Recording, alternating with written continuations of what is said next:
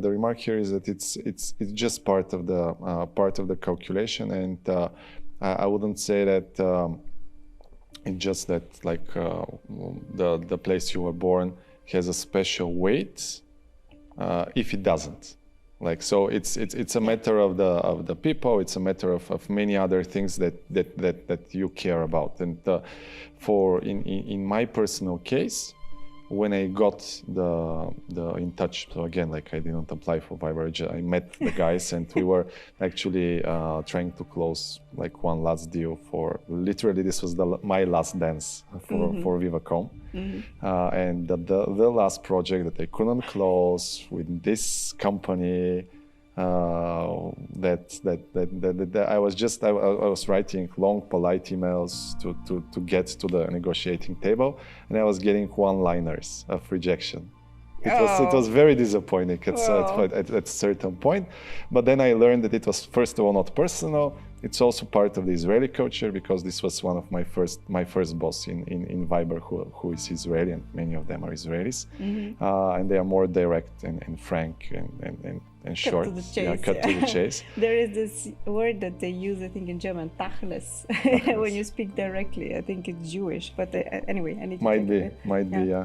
So I got even more motivated to close it, because I said, I really want to leave a clean sheet for my successor, and I got very motivated to convince them. And in my very last days, it was when we met each other, and I pitched them heavily about all the opportunities for growth they can get through the partnership with the telecom. But ironically, because like obviously this was my viewpoint and how I built the pitch, this was not exactly the resources that the telecom can, only the resources that the telecom can deliver, the company that I work for, but it was what somebody like me, locally, with the connections and the partnerships and the things that we have built, which my successor was like equally capable, obviously, like could bring to them.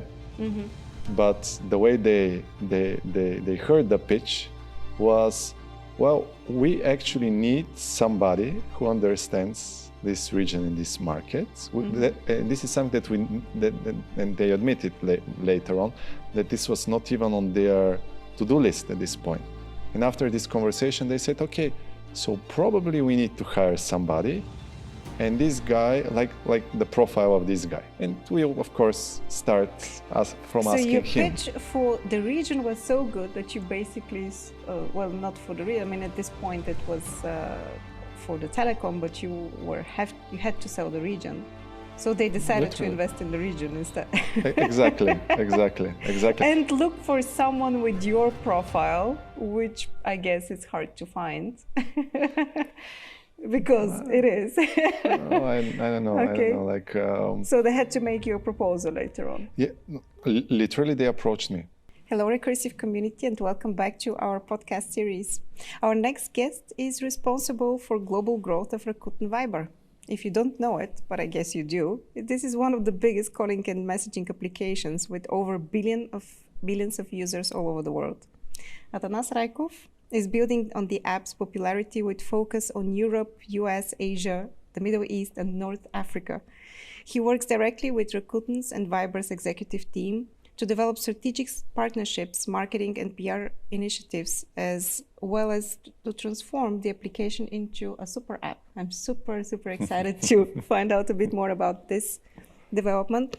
Previously, Nasko worked for 10 years for the biggest telecom in Bulgaria, VIVACOM.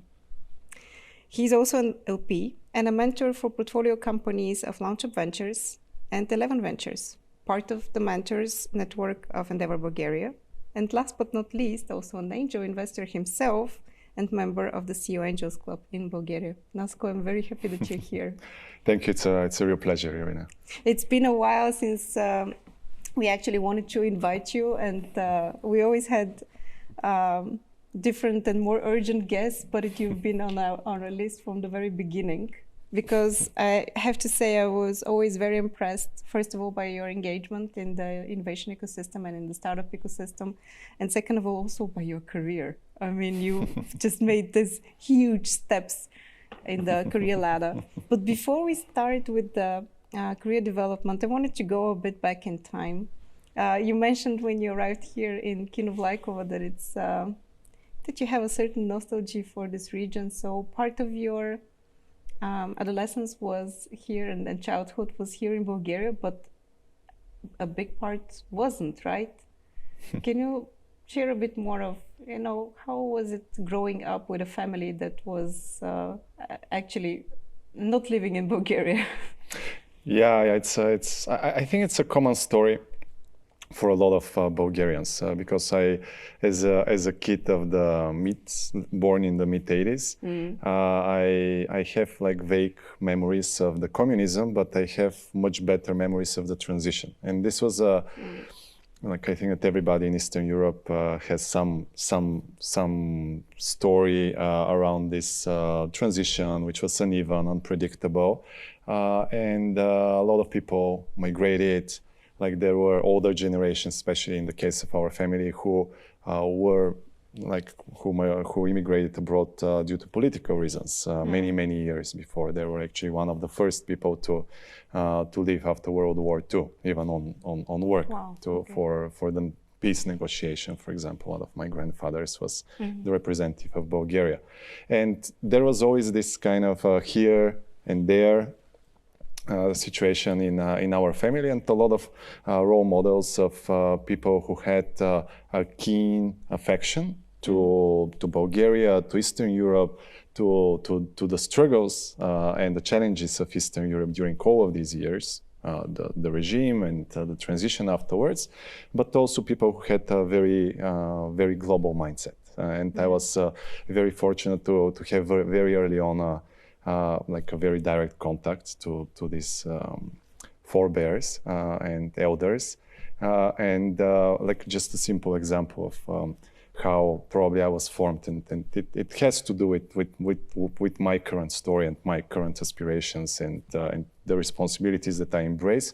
So when I managed to get into one of the best business schools in Bulgaria, although I had like an interim plan to go to the US, which didn't happen due to family reasons. So when I got admitted into this business school as a gift from my grandparents, I didn't get a new gadgets or some amount of money, but they subscribed me for the next 7-8 years for The Economist. And I was one of the. Nice. I was joking with some friend who is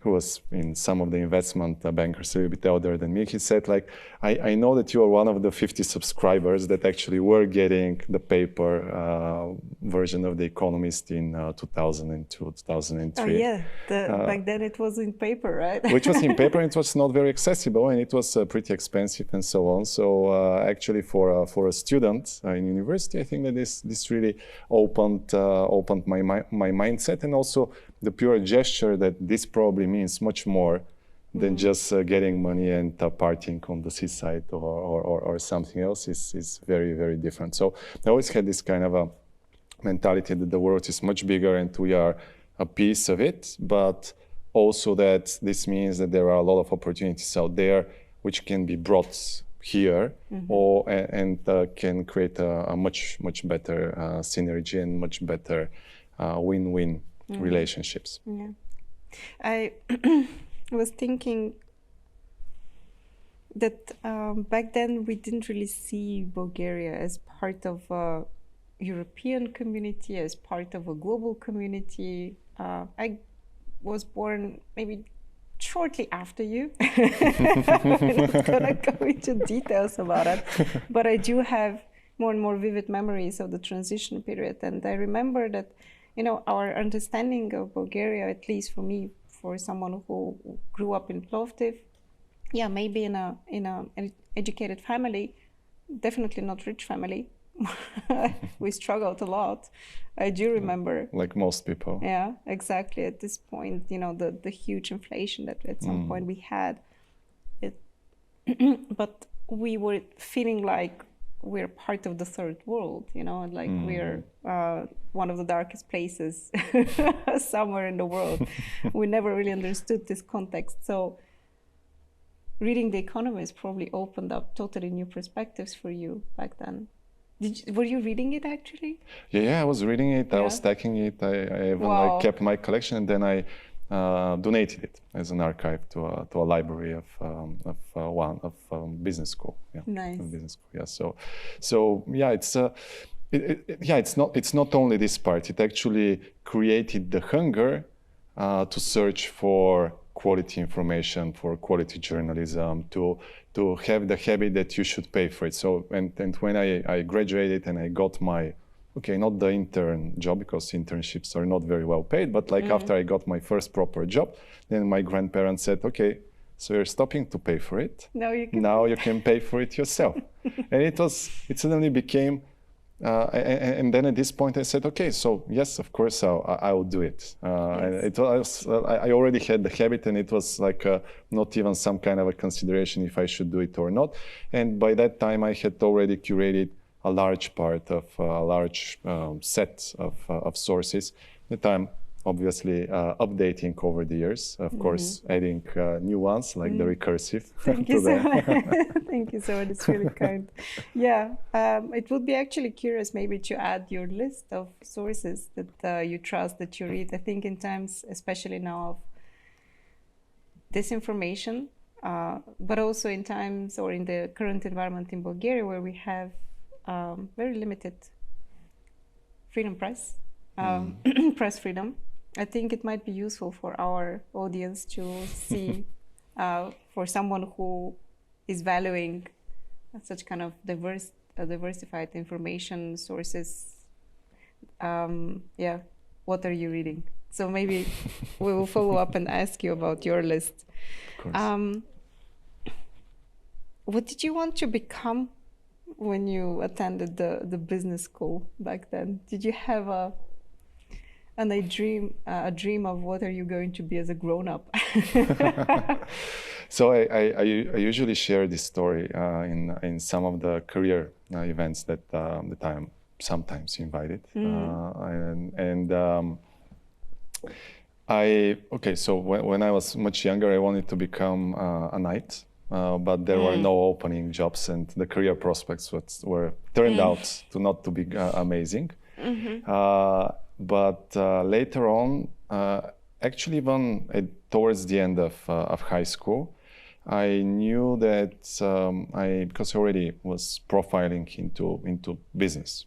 So I went into the business high school because at the age of at the 7th grade before high school, I was already reading my father's business newspaper, and it was kind of interesting to me. Well, there is this whole big world that has moving parts and the businesses, and some are succeeding, some are failing, what's going on, and actually not just to look at the brands and the ads, but also to follow the money, as they say, because this is the easiest and the most tangible way to understand like which companies are doing their job well. It's not always only about the money, but nevertheless, it's a very important part of the picture, because anybody can brag and make noise, like sometimes is also the case with startups. But if they don't, at a certain point, made it into something tangible and have something to show for their bragging rights and their promises, then probably this won't last for much longer. So I was already on this path, and I was already experimenting. In high school, I was the manager of our the educational training firm. So we had training firms, and you have different departments, and you kind of tried to manage your classmates, which was a terrible experience. A lot of sabotage, and you don't really have like a lot of the motivational letters. But nevertheless, it was very, very interesting experience. And then I got in parallel a huge excitement towards mobile technology. So I'm people that know me, especially like the people that, for example, because I walk to the office, and people that are colleagues or other tenants of the co-working where we live, sometimes they say, well, I wanted to catch up with you while you were walking to the office, but I couldn't catch up with you because you were moving so fast. So I'm famous for being mobile. Usually on the, mobile, usually on the move, dynamic and so on. And for me, because this is also something that is harder and harder to explain to the teenagers nowadays and to the latest generations, the Gen Zs and the Alphas and so on, that like in the 90s, coming from the 90s, you actually were very static, or like in order to do something with the internet, you have to go home and to go into a slow connection and wait, and you are locked to a certain place and context, and there was no like flexibility around that, and everything else was virtually offline. So I got super excited from the very, very early days, even pre-smartphone era, with the first internet-powered smartphones, like even for simple tasks like going out with friends and then checking the results of the football match. Which was like a big breakthrough for the time, and then this grew up on me like a huge fascination with not with the gadgets themselves, not with having I don't know, like the fanciest looking phone, but the phone that has like a certain innovation, and back then every year there was a big leap. So going from super slow internet to the first 3G, to the first phones with that had a powerful screen for internet browsing, which was still sucked. Then I remember so vividly the first phone that had a GPS, which was like, at the time even the iPhone didn't have a GPS. So and then suddenly you're on the street and the phone knows where you are, which was again like very surprising and very inspiring. And I was thinking, okay, so this is a very exciting industry at this point, and how can I get into it from my starting point as a business school student in Bulgaria, like first year, whatever. And actually I drew an essay, and this essay was on the typical essay about goal planning and goal setting. 10 years from now, where do you think you will be? And actually 10 years from that point, I kind of described exactly where I was, although like the road was very twisty. So 9.5 years before that, I was I moved out of my home, so I didn't have a home, I didn't have a job, and I didn't have like something fixed into the future. But 6 months later, I was at Viber, and I was exactly what I described in the first year, which was a regional position for a cool technology company related to mobile technology.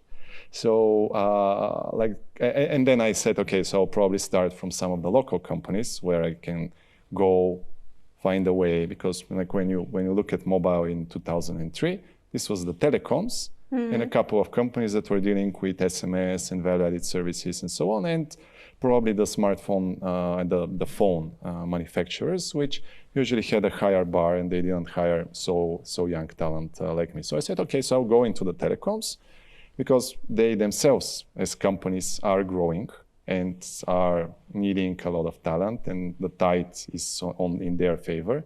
And this is how it all started. And then I said, okay, so from there, I'll build my name, I'll go to different positions, and then gradually I'll go to a cooler company, which is more global. You basically described your career for the next 10 years in an essay, and most of it came true. Do you believe that this essay maybe somehow predestined your path? Well, do you believe that there is some kind of like a magic connection between them? Because the technique is there. Probably. Yeah. Well, I don't know. Like it was. Although I believe in priming, like the practice of priming, but it was not like something that was under my pillow, and every morning I was opening up and I was meditating on, okay, so what should I do today in order to get there? There was a lot of serendipity and a lot of choices, deliberate choices from my side. So I'm usually people that know me well, they'll say that I'm pretty patient, which sometimes has drawbacks. In this case, in this context, I would say it showed some advantages, and I'm very consistent into pursuing the goals and the things that I want. And also, I play a longer term game. Okay. So like I play it more like a game of chess. So it's not about like I need to do something right now. I'm more like, okay, let's keep your eyes open into what kind of opportunities there are and how you can increase the amount of opportunities that can come to you. And then from these opportunities, you can see what you can best make out of them. And there were a couple of, I would say, important moments exactly like that. So the way I started in the telecoms is the other very important part is that I have, actually the only jobs that I have applied to, I was never chosen. so this is the short joke about my career. How many jobs did you apply for? I'm not sure, just several. So just like several, it's less than 10, basically. No, much less than 10, like wow, six or seven applications, and I was rejected in all of them. So I didn't apply for my first company, where I worked for 9 years something, and I didn't apply for Viber. Okay. So it was chance encounters where I went, so probably it's better to be more specific, but the way I went into the telecoms is like, okay, so I wrote the essay. The next 1 year, I was actually involved into supporting a student organization in the business school, and I was super excited about, again, like communication. So like there is mobile communication, so all of these things, like it has always been like my passion. And I said, okay, so this is like a career center, but a little bit more. And I was organizing meetings, again, like it was before streaming and so on. So I was organizing lectures and meetings with very important business leaders that were that we were bringing to the business school. And I was also dealing with fundraising and so on. And it was a very exciting time because I suddenly got access because of the fact that we were doing this for free, but with a lot of passion. I got access to some of to most of the business leaders in the country. And the people that I admired, and I was just pursuing them. Like I was just literally hunting them down at events, through a network and so on. And certain people really, because it was rather unusual to do it. There were a certain number of organizations that were good or better than us, but not too many. So like a lot of doors were opened just because it was young people that wanted to do something, that were investing their energy in order to give back to the community. Yeah, I guess it's pretty similar also to our podcast, because I also feel very lucky that the podcast gives me the access to talk to some of the most interesting people who are usually also very busy. So they're not very, they are hard to get. And then on top of everything, I get to talk to them with their phone switched off, as you did now. Which now I realize what a huge gesture from your side is. And to focus really on some, on their history, on their path, on their philosophy. But yeah, I know what you mean. I also learned something else, that when you talk to successful people like that, they still prefer to be treated normally. Like, not with the feeling of inferiority, because it's not pleasant for them as well. But when you speak to them like you're speaking to someone, a peer, you kind of like develop a different kind of relationship. You earn the respect. And this is also something that I learned happily very early on, which also opened very many job opportunities for me. So I think I applied for a job in one, I don't remember, maybe when I was a student for much more. They never got me. I think Raiffeisen International can still regret this decision that they didn't take should me be sad. That should be very sad. as an intern back then. In any case, all the other opportunities came just because I met someone and I was just speaking to the person and they said, yeah, why don't you apply here? Why don't you, or what do you want to do? We are looking for someone like you. So yeah, 2 big tips here for youngsters if they're watching us. Write an essay for the next 10 years. You don't have to be, you don't have to strictly stick to it. Then serendipity comes in and, arranges everything for you, but still write your essay for the next 10 years. And then second of all, don't be afraid to get in touch with even the most successful people, hunt them, talk to them, and a new world opens up. And you work with opportunities. Exactly. The moment you are into generating value, and especially I would say that the most successful people, they are already in the state of mind of giving back. So sometimes it's much more easy. It's much easier to reach out to them through this angle through and this to lens. connect. I totally agree here. When you approach them with the intention of maybe getting an advice, some kind of mentorship, then everyone will actually open the door. Or, I mean, those that won't open the door, you don't want them. They're probably not worth it. Anyway. Yes, in the first place. What I also find, obviously you got headhunted by Vivatel. And what I find interesting is that you started working with them already very early on, so already during the launch.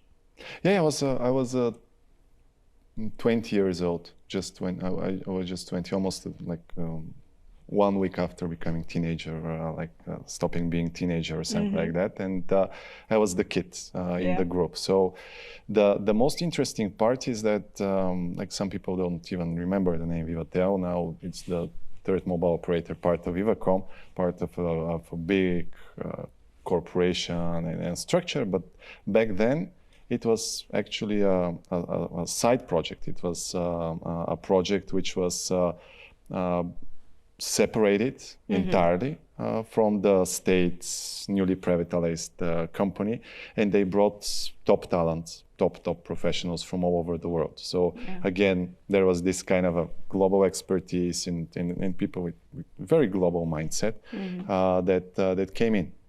British guys, Australian guys, New Zealand guys, Americans, all kinds of, mainly Anglo-Saxons, all kinds of them. Very, very experienced professionals, some with 20, 30 years, some people that have built some of the first modern telecoms in the time, that have done campaigns and have built businesses and promotions and marketing in many different places. So it was a very interesting place, and I had access to them because the team, especially at the start, was very small. So it was this 15, 20 top international professionals. They had hired when I joined another 30, 40 Bulgarian guys that were like very good, and also coming from international companies, some coming from Xerox in the golden days of Xerox when it was Googling it was zero copying in Bulgarian, for example. I remember. So and companies with very good practices and where they have acquired a lot of experience, and then it was me. So literally it was people with 10 plus years of experience and me with 0, because I was the only intern in the company. And I was the kid around, and they were and I went into the marketing communications department, and this was the biggest new brand launch probably for the last 20 years in Bulgaria. So it was super ambitious.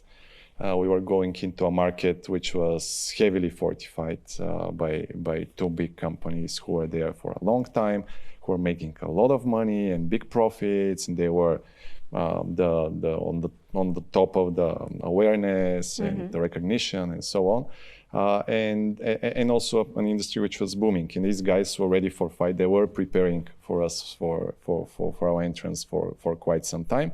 And there were also even bad regulations, so the usual mix in Eastern Europe of tangible and market and also non-market factors that prevented the entrance of a new force of change. And we were literally driving with a huge speed, because it was literally like a marketing team of a startup that got a huge funding to scale, because we had millions of dollars back then. So like the marketing budget that we spent in the first quarter after this the telecom launch, after VivaTele launch, was probably more than I would say that at least 15-20% of the whole marketing market, the whole advertising market in the country for this particular period. So it was a huge bank.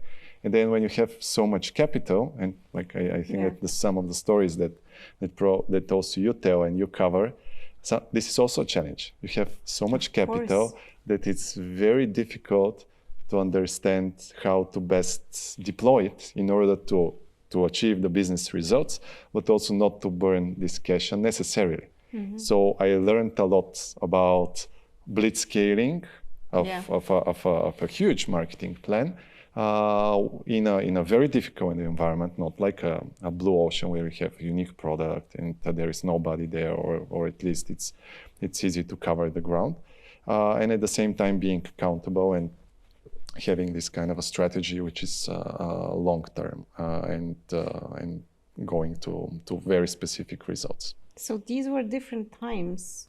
Marketing was done in a very different way.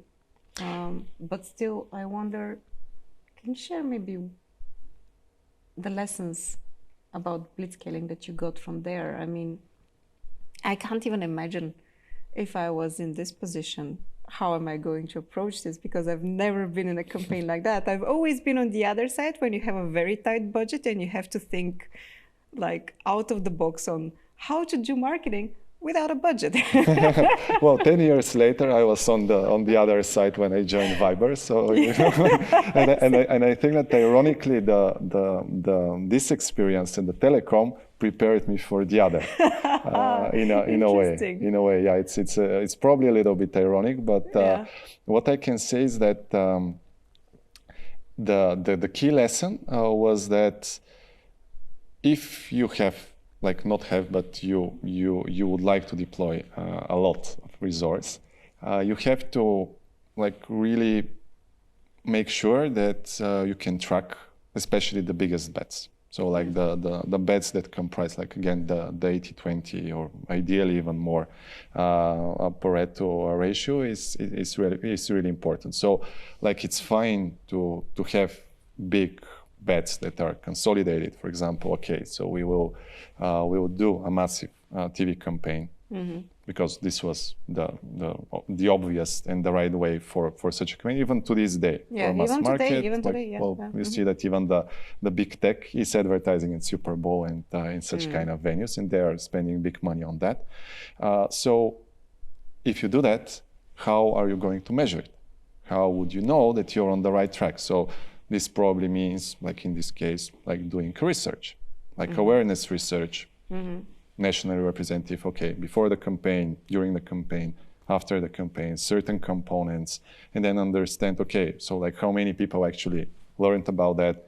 Did it change their opinion? Do they think something about us or they think nothing? So like just to have awareness, it's okay, so it's the first step, but it's not enough, especially if you have spent a lot of money. But if they actually are curious, if they have positive attitude towards you, if they are open to connect with your brand when you have started from zero and from absolutely unknown a month ago, then this is a great option. Then the thing is, how do you create the whole plan so that you have many touch points to these people's lives, so that they can you not only be exposed and reminded about you, but that they can interact with your company. Now with digital is much, to a certain degree, is easier because like you can replicate digital touch points in a lot of places, and if you have the money, probably you can outbid and you can suddenly get into many storefronts. But in some user journeys, you also have to incorporate the physical part, the physical connection. So like how can you integrate some parts of your brand values or company app business capabilities into certain places where people will be comfortable to try it out. So like we were, for example, at concerts. We were in, we sponsored almost all of the parties and the concerts, and actually it turned out that people were curious. If you do an activation there and it's a cool activation and they test something geeky there, actually these crowds that care much less, especially for like some cool concerts and cool parties, some of these guys are actually the early adopters. And if you reach out in the place where they try out different new things, then probably you can create a very interesting connection to them, and then they can become your opinion leaders. Yes. And this is actually the place where we started, not as the cheap discounted brand, but actually as a brand which was very cool and very approachable at the same time, and the brands that where people were proud to be associated with. Wow! So I learned a lot, and then actually, I was on the executing side, so I was more like the running certain parts of the process. But I got so many jobs, so I was going from one job to another, and so on. And you were launching still the first website. Of those who are working on the strategy, I think this is still very important. Yeah, we were in the same room with the CMO. I think if someone now today joins telecom corporation, it's not the same. You would never have the same feeling. I mean, you were actually very lucky to be exactly in this moment there, not because you don't deserve it, but because this kind of events happens actually very seldom. Exactly. Yeah, that's true. That's true. And I got there because of the student organization. So because I was pitching the student organization to the headhunter, to the HRs that were looking for the young talent. Yeah. And then these HRs I didn't even remember that they pulled out my CV. Yeah. Because I had saved it for some cooler companies, not like the old telecom, because the project that I worked for was secret. Yeah. So they just pulled my CV, and I suddenly was called out, and then I went into the admission process, and then I was selected. The choice was between me and another girl, which was very impressive from what I was told, but she didn't have the experience of working for an NGO and actually. So that was the all winning these argument. things. Okay, Yeah. Cool. Yeah, this is how these things connect. I mean, as an employer myself now, I would definitely say that this kind of initiatives that makes also a huge impression on me when I'm hiring someone new. Yeah, that's true.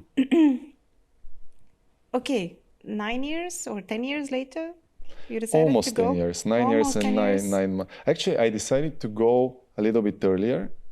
So I have been considering this back and forth. So I went from marketing into digital marketing then into product. So I was a product manager for quite a long time, for 7 of these 9.5 years. And I was responsible for a pretty sizable P&L. So I was literally defining and building the strategy and the roadmap for every single piece of the commercial strategy of the telecom business. And somewhere along this process, so it was like we started from SMS, voice, and some very, very early data services, and around halfway the mobile internet really started picking up. So the first 3G networks, the first smartphones out there, which were the Nokias and the Symbians. Some people don't say it was probably the iPhone. Actually, dear kids, there were smartphones before the iPhone. They were not good, but nevertheless. I have to say that the Nokia was actually producing very, very cool models, and some of them are still used today, especially of those people who don't want to be attached to their smartphone all the time. So the feature phones. The Nokias, they still have this a bit. Yeah, low probably tech? they were not as good, although for the time they were really, there were some really innovative devices. That was 2012, 11? Oh, even no, much earlier, like Yeah. 2008, 9. This No, was like when the you big. left, but I remember I had my Nokia when in 2005, maybe 2006. Yeah, there Yeah. were. Yeah. These were Yeah, the times and for this actually, Nokia smartphones. I still love it. You know, that was the Sirocco. I still love it. Oh, okay, yeah. It was a cool girly phone. Yes, yeah, so they found the target. They found the target. They Yeah, that's good. definitely That's did. good.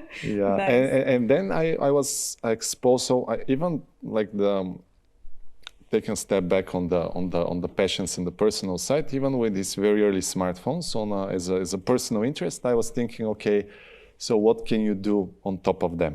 So like what can be built on top of them? And there were some very simple mobile apps. There was no app store. So it was very difficult actually there was no distribution. So a lot of obviously things that Steve Jobs and Apple and then Google managed to improve and to streamline. But I was really curious even before this revolution happened about what can be done. And I even tried to code like some things, some very simple things like themes and some very simple things. And I figured out that I'm not really like it's. At least you were not- braver than me. I never dared.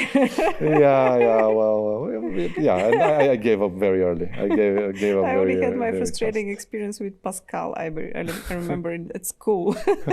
In any case, but you were planning to do some kind of like a sabbatical, travel a bit. You weren't really into working after 10 years.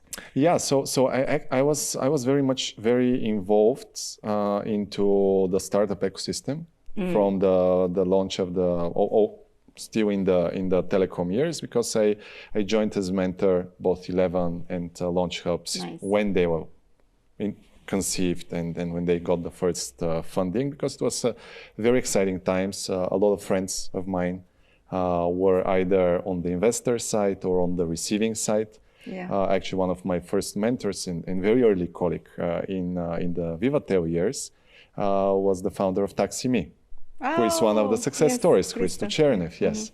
So, for example, like Christo was starting into this thing from like leaving the telecom, then going into startups, doing something exciting, and so on. And I was exposed from the point of view of the telecom, and I have always been with this entrepreneurial mindset. So I have, if we use the terminology of the design thinking, I'm much better at slicing your current inventory of assets and seeing what parts of it can be used by somebody for some other purpose. Okay. And open much bigger opportunities. And I have always had this kind of a mindset. And when I opened the inventory at the telecom, I said, okay, so actually a lot of startups, because it was all about building mobile apps. So like the mobile apps was like AI right now. So everybody wanted to be into this field.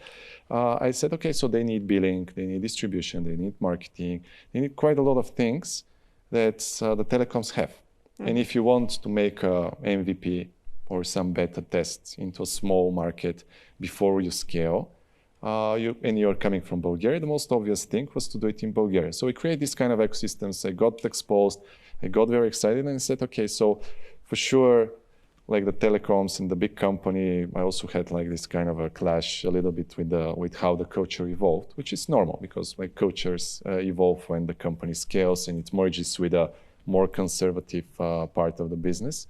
And I gradually started planning my exit strategy while having increasing exposure to the apps and the startups ecosystem in the country. And in parallel, I was also renting out a room in an apartment from Airbnb. So I was one of the very, very early adopters of Airbnb. Nice. And because I knew marketing, I priced it in such a way so that it was something like a very premium experience. Even before Airbnb created the experience officially, we were actually renting a shitty room for a lot of money. But the reviews said that actually we were providing a great host experience of showing Bulgaria and the ecosystem and so on. And also the algorithm did the part of the magic, and we actually got people from Google, people from the Silicon Valley, people from Singapore that came to us simply because our profiles matched in terms of hosts and guests. So my network expanded incredibly to many places in the world. Nice. And then I said, okay, so I have the global network of friends already, because I was not doing it so much for the money, but for creating this connection. I was investing a lot because I was curious about these people, and with some people I became friends, with some people, okay, so it just doesn't happen. So you were actually more like a couch surfer type of person. I don't know if you remember this one, but you know, you had this community where you would be welcoming, you know, your guests and catering them. yeah, something like that, like that. So I've always been trying to be ambassador of Sofia, of Bulgaria. I've always been proud of what we have managed to achieve despite all of the circumstances and everything that is being thrown at us in this very difficult and a volatile place, geo location in the world. So at some point I had the world network of the Airbnb friends plus many other personal friends, former classmates and so on, that were in cool tech places. I had some experience, some confidence that, well, the world is up for grabs and it's big and there are many opportunities. I even considered starting a startup. I was just about to ask you. You must have been. I was considering. I even created a Prezi, like a very big, beautiful Prezi about my concept. I pitched it to a very dear friend of mine who is one of the partners in LAUNCHub. Yeah.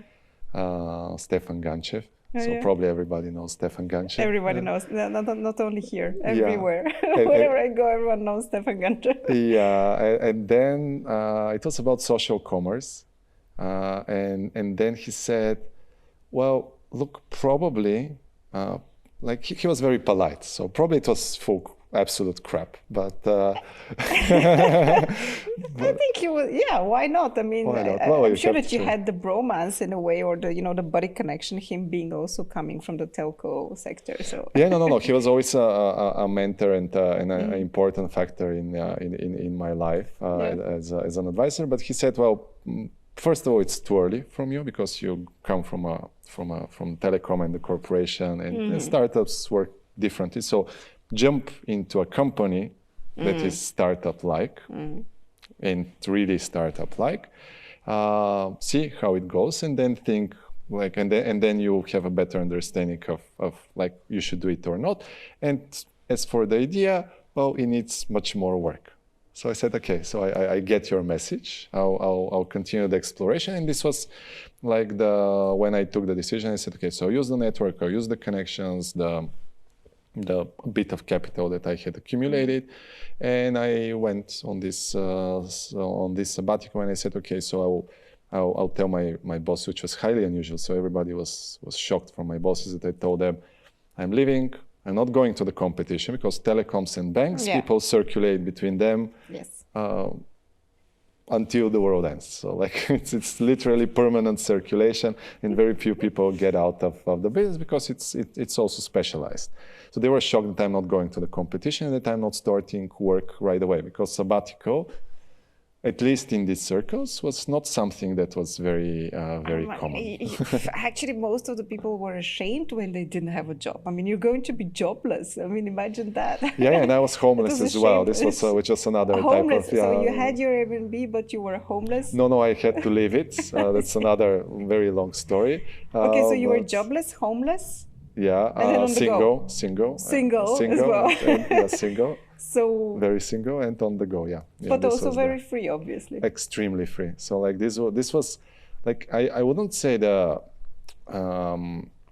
this was a very happy time. I wouldn't say the happiest time because like you know I recently had twin boys, and a lovely marriage and so on. So I'm They're definitely, this is a different, like lovely much twins. like They different were type so sweet, yes. and a bigger You can't type compare of it. I happiness, wouldn't use but comparisons. this sense of freedom was very, very empowering, and it was just like a quest. The world is big. You go to different places, and actually, and the other part for me, which I think that different people cope with it differently, but because the story started from the family history of like a lot of immigrants, people that have went, studied, lived. Some of them came back. Some of them stayed for 70, 80 years until they passed away, like my grandparents. And there is this thing that's like, especially the first generation, you always be an immigrant there.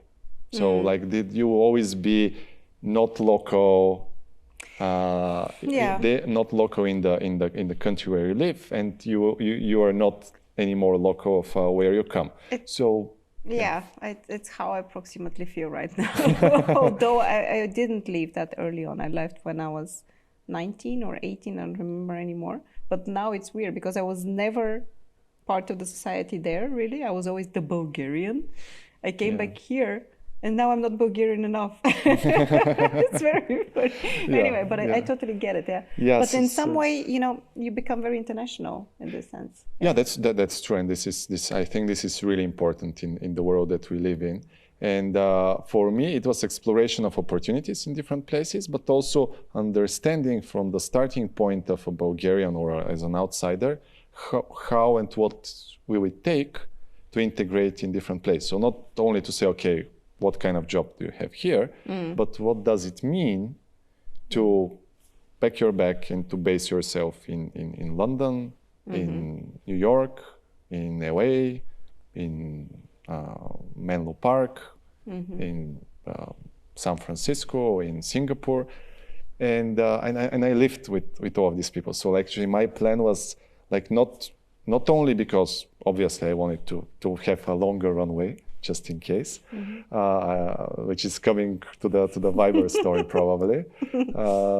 But I wanted to live with these people and actually to see how they experience all of this, like what are the pros and the cons, and then to be able to decide for myself what to do next based on obviously the opportunities that I will have at a certain point on the table, but with a clear conscience, not to have at the back of my mind this kind of a question of what would have happened and did I miss something? Shoulda, woulda, coulda. That's the worst. That's the worst that you can have.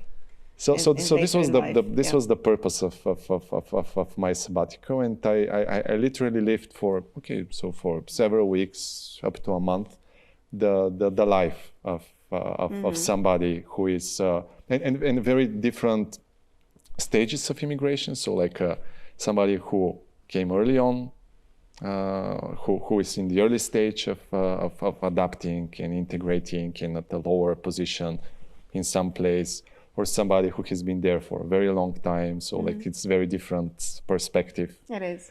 And somebody who has a very good job, but for example, no family, or somebody who has a good family and couple. And so it was a very, very diverse set of stories. Probably someday I should write a book on that, but it was a very interesting observation. And it led me to a couple of conclusions. First of all, one of them was that if you can get a good job, or you can build a company that provides you also a good lifestyle in your home, probably you can get a lot of benefits that will be much harder to get into, or you'll have to rebuild from scratch into another place. Also, like equivalent opportunities or equivalent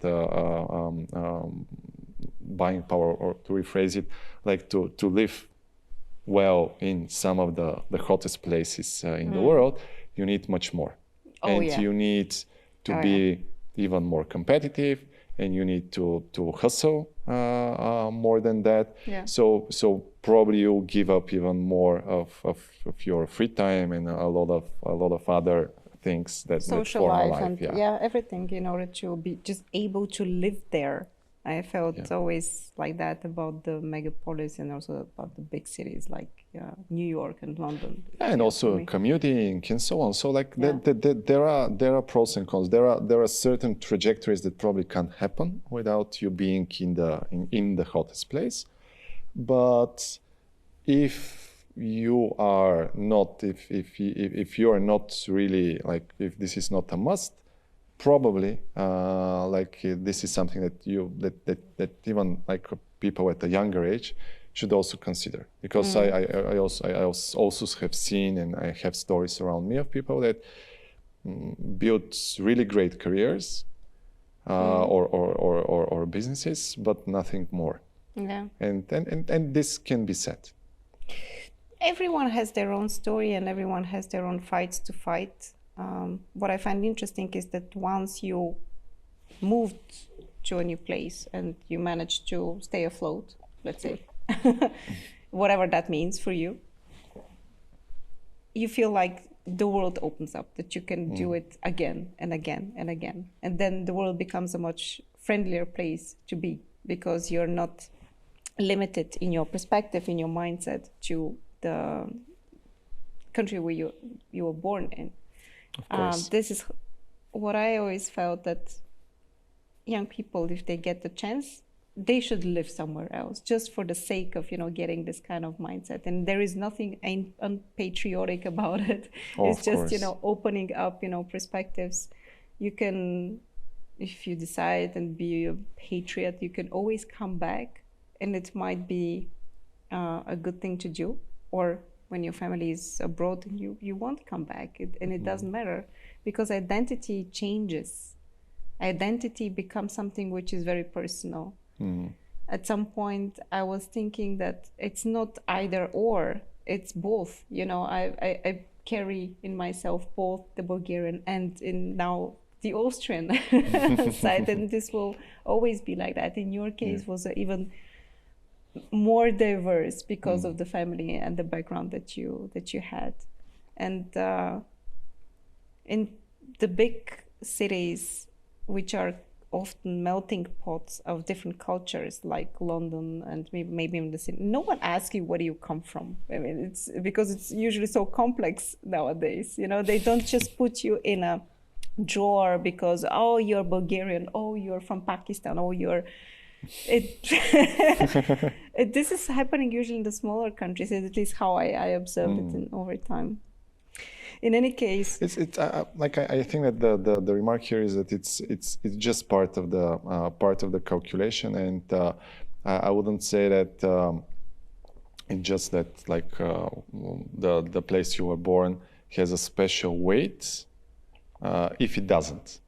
So it's a matter of the people. It's a matter of many other things that you care about. And in my personal case, when I got the in touch, so again, I didn't apply for Viber. I met the guys, and we were actually trying to close one last deal for. Literally, this was my last dance for VIVACOM. And the last project that I couldn't close with this company, that I was writing long polite emails to get to the negotiating table, and I was getting one-liners of rejection. It was very disappointing at a certain point, but then I learned that it was, first of all, not personal. It's also part of the Israeli culture, because this was one of my first boss in Viber who is Israeli, and many of them are Israelis, and they are more direct and frank and short. To the chase, cut to the chase. There is this word that they use, I think, in German, tachlis, when you speak directly. I think it's Jewish, but anyway, I need to might be.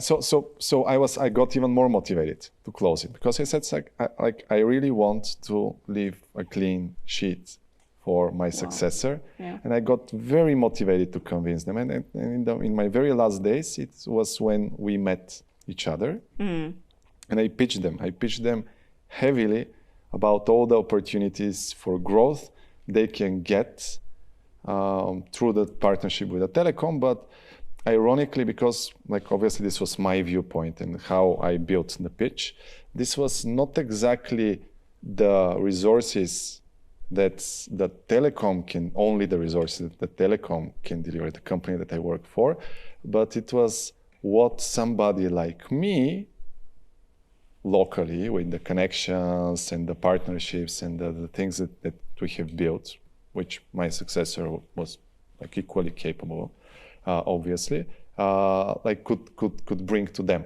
Mm-hmm. But the way they heard the pitch was, well, we actually need somebody who understands this region and this market. And this is something and they admitted later on, that this was not even on their to-do list at this point. And after this conversation, they said, okay, so probably we need to hire somebody.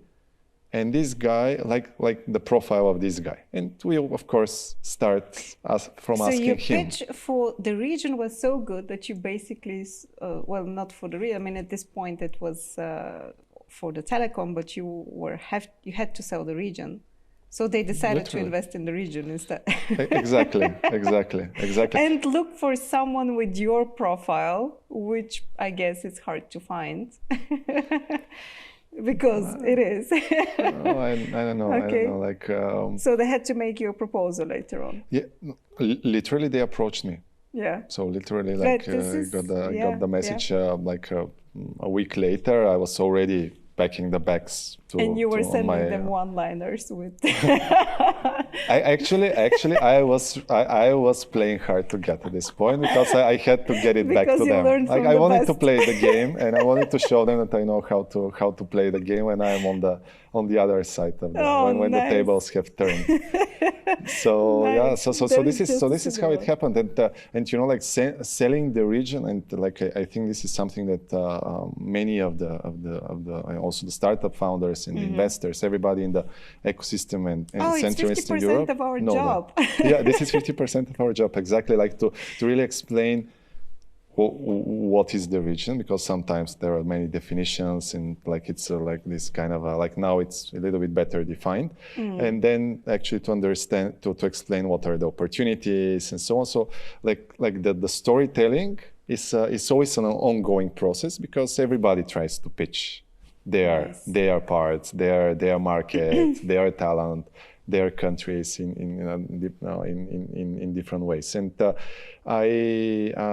like as I mentioned even earlier, I was already had some experience with that, and this particular pitch turned out to do well, and this is how it all started. But it started as almost like a test. So they said, okay, so we'll hire you, like come, let's try something, and let's see if this can work out for us, because Viber didn't have anybody between, and as we were joking, in a city in Europe which is under 10 million people. They didn't have an office, so it was only Moscow and London. So like they were not into small places. Wow, nice. Yeah, and then I said, okay, so like I was in the valley when I got like the final offer from them, and it was like literally the yes or no moment, and I said, okay, so I'll jump. Like I was interviewing back then at this point also with other companies, some very hot names at the time, like Uber, for example. But I really liked the Viber for the culture of the people and the mission of the company. And at this point, you were pretty sure that you wanted to stay in Bulgaria, although you were on this world trip, basically? Well, I thought about the fact. So actually, my bosses said, well, like I asked them, like, do you insist on me being at a certain place? They said, well, doesn't matter. Like wherever you choose, like you can be like my like, so like I was reporting to Tel Aviv and to London. Yeah, we call it remote now. Yeah, we call it remote. Back then it was called strange. Exactly.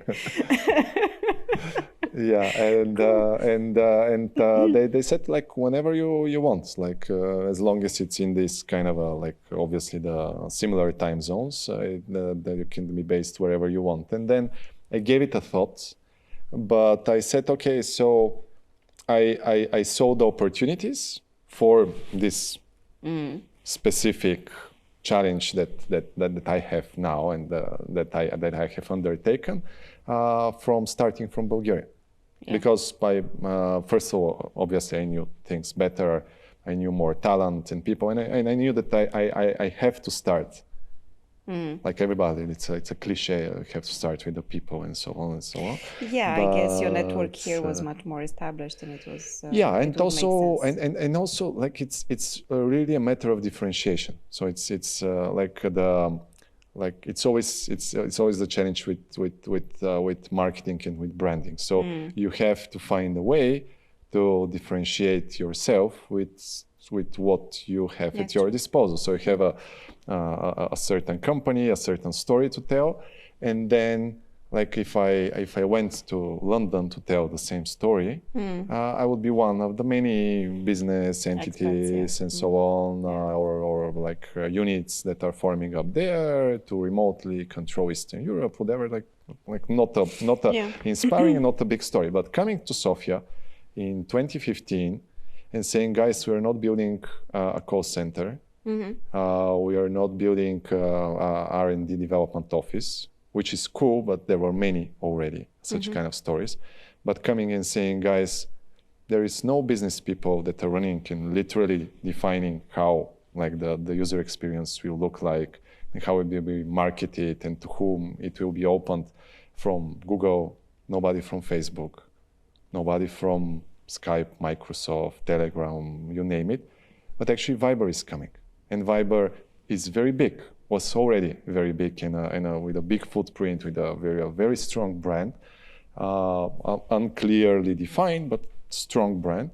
And when you say, okay, we are actually building something, we are opening opportunities to the marketers, to the PR people, to the business developers and partnership guys, to do something on a very big scale for millions of people, for almost everybody in this region, out of this region, and not to be some kind of a top-down waterfall from This is San Francisco. also very strange because we don't really have that good tradition in the education and training exactly in these business functions. That's true. That's true. It's very unusual, for Viber to trust exactly in this regard. In any case, I would say here, thank you, because Viber and its logo is a differentiator now for Bulgaria. When we present, the ecosystem, this is always, something that makes an impression. And I guess you have given a lot of interviews on, the Viber story and how it all developed.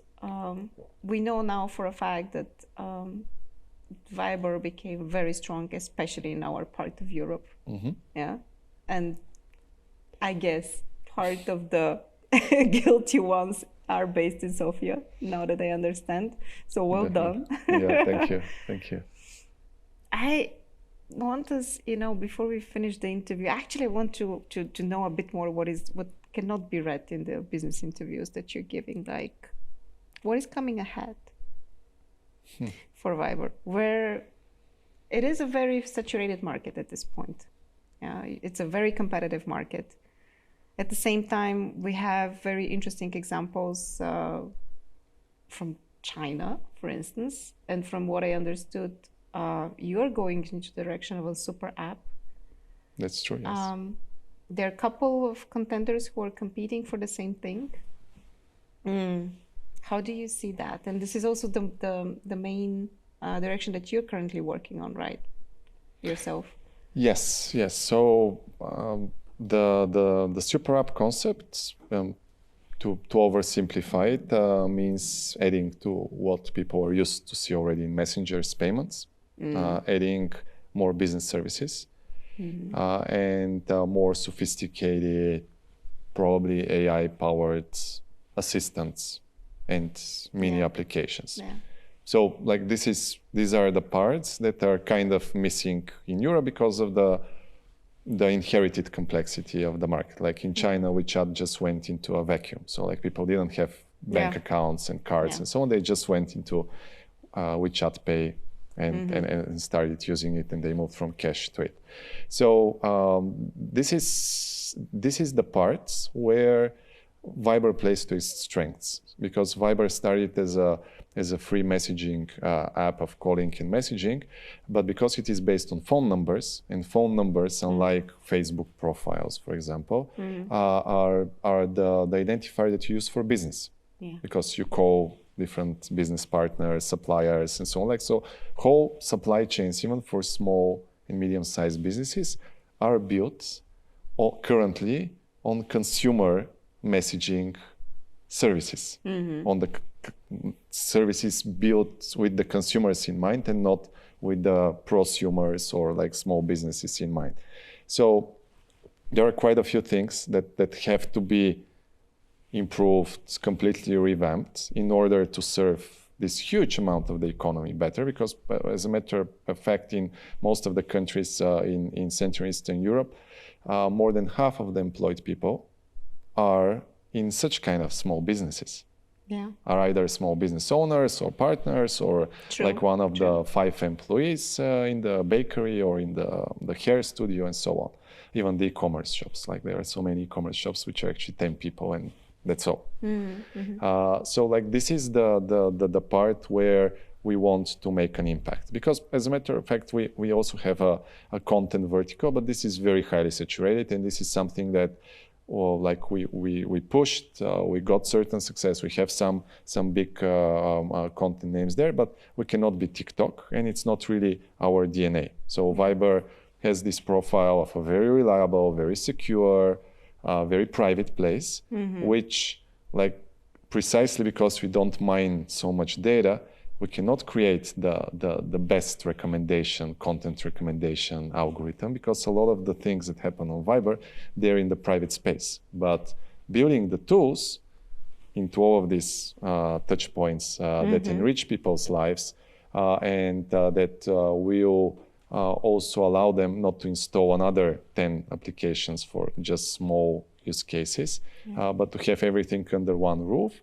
Is a very, very big improvement in terms of ease of use, in terms of accessibility, and this culture is already happening. We see very, very encouraging experiences. We also see so many businesses that are moving their communication from email and from SMS to Viber business messages, to and also chatbots from social and so media. On. You know, at some point it turned out that it's just additional work that we need to do, but not okay. Exactly. So this is the way we see the because future. it will definitely go with the branding and also with the marketing concepts that you already know very well. I mean, in order for us, you know, to accommodate a business in an app, you have to give them the opportunity to attract potential customers. Okay. Exactly. Very and now the AI became interesting and sexy for the masses.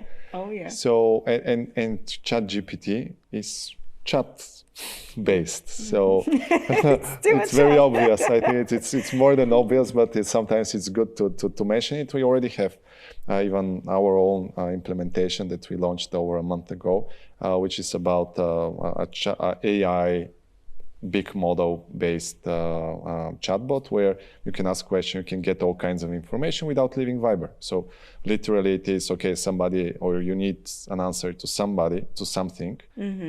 You might be arguing with the friends about something, or you might need to find something for a business chat. And then you literally go into the next chat. You ask the bot, okay, what is the GDP, or what is the ratio of this business that we are currently considering, or what is the current price of this kind of commodity? And this chatbot is already generating answers. Yeah, nice. And it's literally one click away from forwarding the answer into the chat or using it in a certain way. So, and it's much easier than going into a browser, bookmarking it, remembering where this bookmark is located, or going into the computer, having conditional registration, and so on. So our job and our mission has always been to democratize the services, because like here we and the audience here are geeks, but like the 95% of the population thinks that they already have too much complexity in terms of, yes. of the services that they use and how they use them and so on. It's probably also generational question, but I have another one. I think a huge part of the population is also now getting a bit more worried about them being the product, or in other words, what are you going to do with my data? That's true, and that's why we are also, like, we have always been very, very principled with how we don't use the data of our users. Are you going to stick with this principle? I think that there is no going back. I think like the trend it's definitely like first of all, the wind blows into this direction, but also like our company culture and our owners is built on really principled long-term approach on these topics. I feel horrible because I could sit maybe 1.5 hours longer at least with you and talk a bit more, but somehow I need to put that into a finish because the conversation otherwise will get way too long. And I wonder what would be the topic, for a proper end. I'm going to ask you this. So a super app is being built in a very recursive way. Yeah. So you create something and it becomes, the home of many different innovations. Yeah. Yeah. In this sense, what part of the super app do you hope maybe to be developed in Bulgaria? It could be by a startup. It could be by another team. I don't know. Yes. Well, I would say that, like, realistically speaking, I think that we have like a very, very strong fintech ecosystem. So the payments and the fintech part is something that we are definitely looking forward, like also to the partners from the community, for what kind of the champions that we already have can integrate at a certain point around this journey, and how we can open our ecosystem so that it generates great value for them. And then this also is shared with Viber and its users. And I'm sure that you have actually a great perspective on the innovations, especially in the fintech space, through your participation in LAUNCHub, in 11 Ventures, but also as a business angel. And still, if someone wants to pitch you maybe a component that you should consider in Viber, like you were basically doing that to Viber from the perspective of the telecom, what is the best approach? Well, I'm most easily findable on LinkedIn. I don't really use other social media, if I have to admit, and of course on Viber. Yeah, I guess so too. You can find my number probably easily. A lot of people have it, so and I respond very, very, very fast on Viber. Yes. Oh, okay. Any tips on the door opener or the attitude? Keep it short. Yeah, keep it short and be straightforward. Yeah. So like a message like, I want to add you into my LinkedIn network, means that you have read the bad manual for approaching people. Nice. That's cool. Yes, we'll have to do another conversation. Part 2 in the making. Also some others that are not recorded, because I always enjoy talking to you. Somehow I feel like there is maybe we have some common stars. Most probably, it's a mutual feeling. But keep us also updated on the super app. We'll do. You'll hear a lot of news soon. Exactly. Thank you so much. It was a pleasure. Next on the Recursive Podcast, Tatiana Zabasu-Mikush, Managing Partner at South Central Ventures. Yes, it's also, and what they say, it's like a statistic, like if you hire, like when you're hiring salespeople, most likely you'll hire 3 that will not be efficient, will not be good, and you'll have to let them go, and then maybe 1 in 4 persons would be the right hire. It's sometimes, and it's really, as you said, I mean, like, as a founder, the founding team usually knows what the product's all about, and is very passionate about it, and they know all the things it can do, and all the ways it can be tweaked and all that. But yeah, communicating that to your salespeople is not easy sometimes, so it's like this internal communication, the way you build your sales team. It takes a special set of skills, I would say, also to be like these leadership skills that are sort of enabling you to sort of transfer this passion of yours to other people, or like communicate it. So, and it is, then again, you know, sometimes when founders are not all that experienced in that area, then you're starting to build your sales team, then you're in a dilemma, like whether I take somebody who's really experienced and has done it before and is probably now a bit remote from that, so that people, when they go to a certain level, they are sort of less likely to, you know, do the cold calling and stuff. And so is somebody too early to hire, too late to hire? So it's an art. And if you're just as passionate about innovation as we are, hit subscribe for the Recursive Podcast on YouTube or your favorite podcast platform. We're everywhere.